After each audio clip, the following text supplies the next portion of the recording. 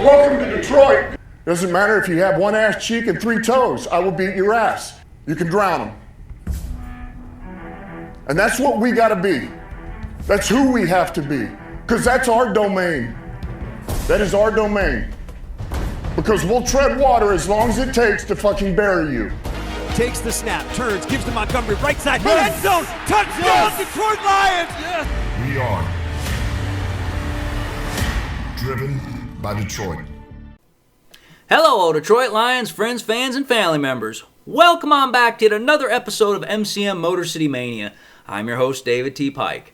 And as always, we're diving on in. Woo-wee! How about that, folks? That is exactly the justification we were looking for now, wasn't it? That was the exact kind of ass-whooping we were hoping for. Because, I'm going to tell you something right now. Other than the episode that I've already released talking about the whole situation with John Morton and Dan Campbell and the play calling, which if you haven't seen that, I highly encourage y'all to watch that after you finish watching this episode. But here's what I'm going to say. This game that we just witnessed the Lions absolutely, completely annihilate the Washington Commanders, that is absolutely what we've been waiting for the last, freaking 10 months. That's exactly what we've been waiting for. Because I'm telling you this right now, as soon as us Lions fans knew, as soon as we knew that the Lions were going to have a rematch against the Washington Commanders, everybody circled that damn game on their map and they're like, oh yeah, that game we want to absolutely crush them. We want to destroy them, curb stomp them, cast them into oblivion, so to speak. That is exactly what everybody was wanting for that game. And that is exactly what everybody got with this game. Because let's understand something here. This game had a multitude of different emotions and a multitude of different things kind of coming into it as far as what we were trying to expect for. Number one, we obviously wanted to win the game, and we wanted to win the game bad. Just to win the game on the pure principle of winning it. That was number one. Number two, like I said, we wanted to win the game in a manner to where it was an absolute ass-whooping. Ass-kicking, total annihilation, destruction, curb stomp. That was the other thing. But then, as I also stated in that previous episode, like I said, talking about Morton and Campbell and the offense and all that, the other thing we wanted to see is we wanted to see the offense not only, one, rebound from the disastrous effort that we saw against the Minnesota Vikings in the week prior, but we wanted to see the offense get back to the way we know that it can be. We know that this offense has the ability to score 30-plus, 40-plus games on a whim. We know it can do that. We saw it do it last year. We saw it do it earlier this season where we literally had, like a 3-4 game spread where we literally just scored over 30 points back to back to back. It was just absolutely, exactly what we were expecting. But then we went into a lull there towards the end of the first half and then coming out of the second half of the season where it just was not exactly the way we were looking. Not exactly the way we were wanting it to look, pardon me. So there were a lot of things kind of coming into this game where Lions fans were like, okay, we want to see a couple of things kind of happen in this game. And quite literally, the Lions literally said, check that box off, check that box off, check that box off. They literally went into that game, executed the game plan to perfection, at least offensively, and they absolutely, as an entire team, completely dominated the Commanders. Let's talk about the offense here a little bit more in depth. I already talked about how efficient, how fluid, how effortless the offense looked with Campbell calling plays in that previous episode that I keep referring to. But it's the damn truth. Just to reference it, just to give you, go back to it or give you a highlight if you haven't watched it already. But think about this. The Lions had 9 drives in that game. They scored on every single drive except the last one where they went into victory formation. That's 100% success rate. Now sure, they didn't score a touchdown every single drive, but every single drive they came away with points. Think about that. The one player that didn't have to step on the field except to hold the freaking kicks for field goals was Jack Fox.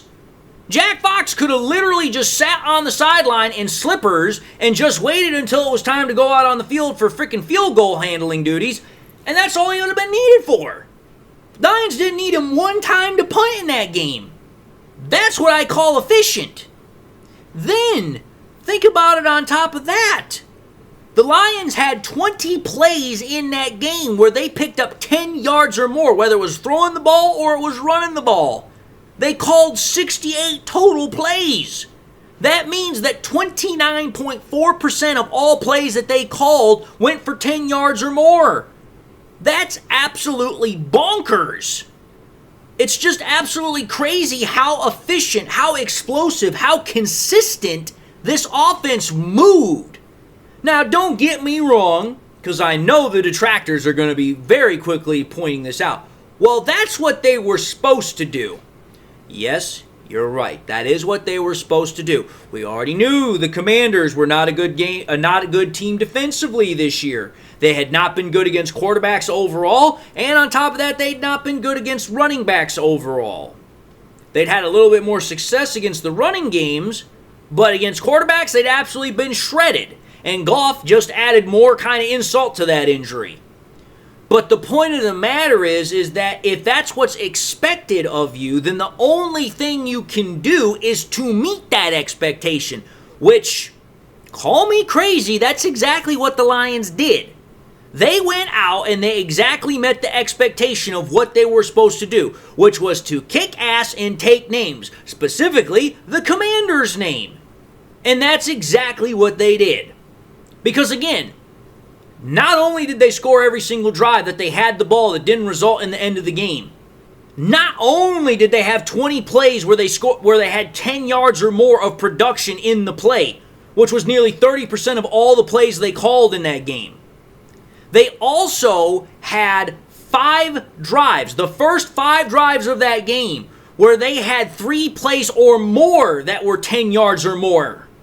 Think about that. First 5 drives, they had 3 plays each drive that was 10 yards or more. That means over the first 5 drives that the Lions had offensively, they were consistently getting those plays. First 5 drives, that means they had at least 15 of those plays. 15 within the first 5 drives. That's explosive. That's what you want. But then, the 5th drive of the game was where it was the truly most impressive. First drive coming out of the half, you have not had a chance to warm back up. You have not had a chance to get ready again. You haven't had a chance to stretch out or anything. Lions come out of the half. First drive of the second half with the ball. In that 5th drive, they call 5 plays. 5 plays, they go 72 yards. Every single play in that 5th drive was for 11 yards or more. Every single play. That means every single play that they had was a first down. So it was literally first down, first down, first down, first down, touchdown. Most offenses do not execute that well. They just don't. Usually at some point it's like, okay, you know what, there might be an incomplete pass here, maybe a penalty, something pops up. But for 5 straight plays in that 5th drive coming straight out of the half, the Lions are just literally like a freaking, 6-shooting revolver. It was just boom, boom, boom, boom, boom, and we kept one in the chamber. I mean, dude, you can't be more efficient than that. And then, on top of that, what makes it even more funny is that was not the only time the Lions did that. Granted, it was the only time the Lions did that over one consecutive drive, but it was not the first and only time that they did that through the entirety of the game. They had a situation where it happened again twice, and it was over 2 periods of 2 drives. Because it happened with a touchdown that ended one drive, and then for the first 4 plays of another drive right after that one, they had again consecutive first downs or touchdowns. So that drive ended like this. It was like, okay, touchdown to end that drive, and then it was 4 more first downs right after that. So it's like, dude, for 2 straight periods, it was 5 plays of either touchdowns or first downs. That is offensive execution at its highest level. You can't get any better than that. And it showed up with how the offensive superstars really came out to play. Because, let's think about it here. Jared Goff in that game. Obviously not the best game he's played all year. That's still the Bears game. But this was a very, very close second. If the Bears game is 1A, this was 1B. Goff was 25 of 33 in this game for 75.8 completion percentage rate, 320 passing yards, 9.7 an average a throw. That means almost every throw he had for a completion was for like almost a first down. That's how damn ridiculously good he was. 3 passing touchdowns for 9.1 touchdown percentage rate per throw, 0 interceptions, so 0 interception percentage rate per throw, 135.9 passer rating with a 94.2 QBR. That's after the game initially has occurred. But typically after it has occurred, it usually will go up or down a little bit. But even if it goes up or down a little bit by even like point whatever, it's still his highest QBR of the season. Not passer rating, QBR. And ESPN's rather finicky with those numbers. So, in terms of an efficiency standpoint, as far as QBR is concerned, this was Goff's best game. Maybe not in terms of total volume, because that's still the Bears game in terms of both passing yards and passing touchdowns. But in terms of efficiency, this was Goff's best game. So there's that. Then you move to Gibbs. Gibbs, who absolutely had a horrendous game against the Vikings, which was not at all his fault, again, is because the offensive line couldn't get any blocking, it was because we couldn't get any good smooth play calling going, which is exactly what we had in this game. Gibbs in this game absolutely exploded. 15 rushes for 142 yards, 9.5 an average a pop with 2 rushing touchdowns, which, by the way, is his best rushing performance all season. And then, for added measure, 3 catches for 30 yards, 10 an average a catch, with 1 receiving touchdown. That's what you just call a player just absolutely dominating the opposition. No two ways about it. Because think about this. That was Jahmyr Gibbs' second best total scrimmage yards output. But it was his best scoring game. That's the first 3 touchdown scoring game that Jahmyr Gibbs has had this season.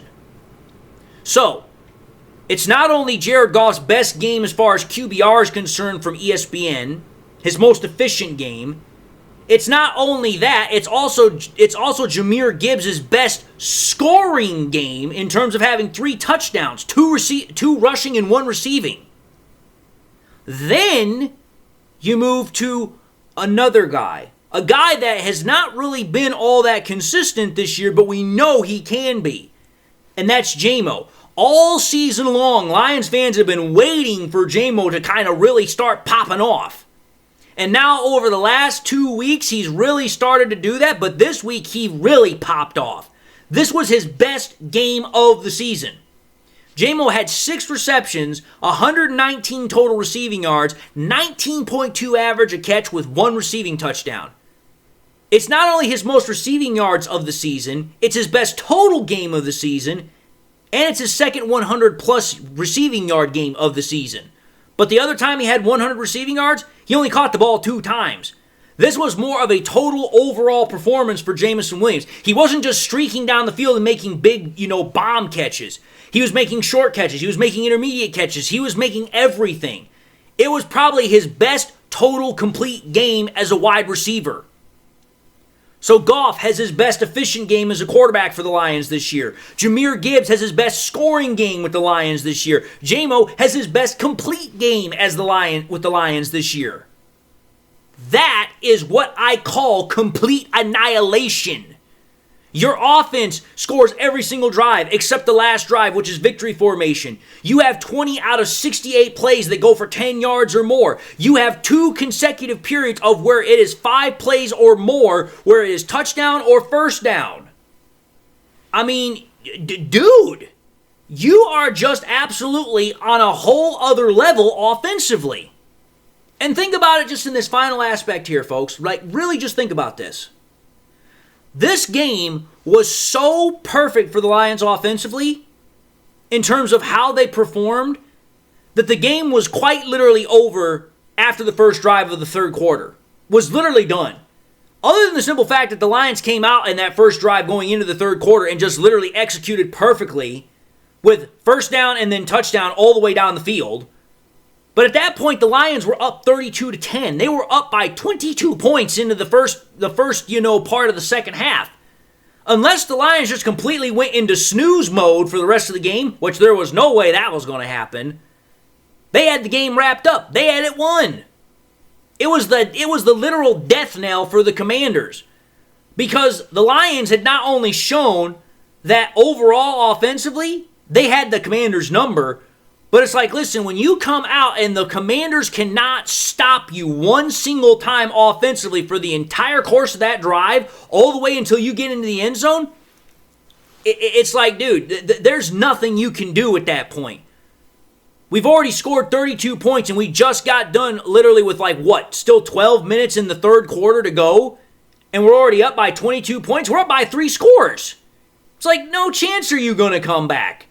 Not only is your offense, depleted without 2 of its best performers in terms of Jaden Daniels and also, Terry McLaurin not playing, but then on top of that, your defense has completely decided to be undisciplined as hell and is also getting further injured.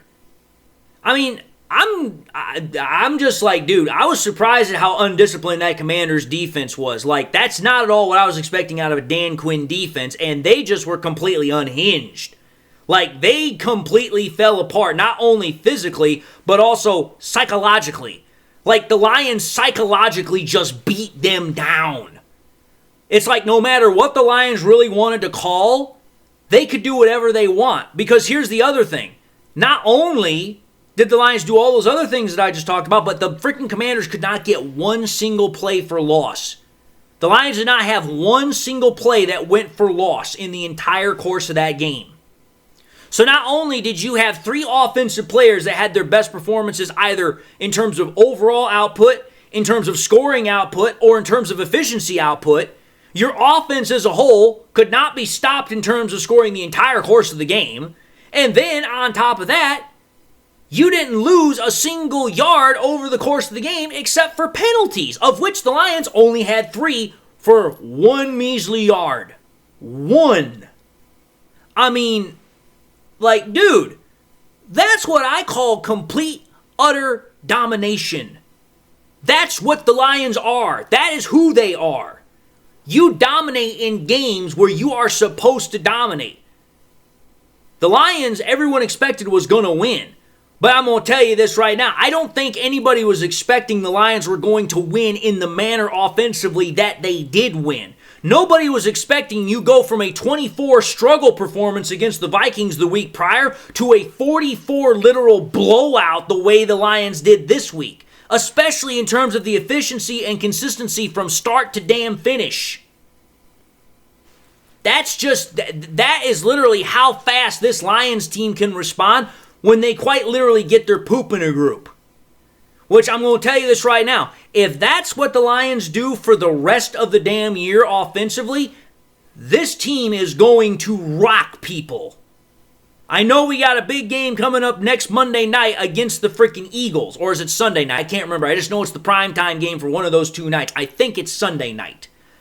But it's like, listen, folks. If the Lions can do that against the Eagles, you're going to have to start having a really, really different conversation about this team.